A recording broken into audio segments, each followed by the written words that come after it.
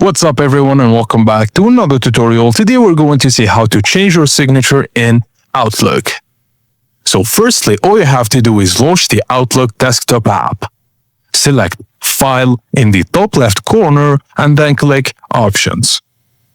In the Outlook Options window, click Mail from the left panel. Select the Signatures button to open the Signatures and Stationery window. Now to create a new signature, click New and then enter a name of your signature, for example work or personal.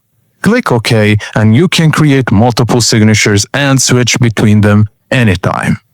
And in the editor box, you can change fonts and sizes, add bold, italic, underline, and you can insert links, images, or contact details. Just click OK to save and your signature will now automatically appear in emails. And that's it guys, as simple as that. Thank you for watching and please don't forget to like and subscribe for more tech tips and tricks like this.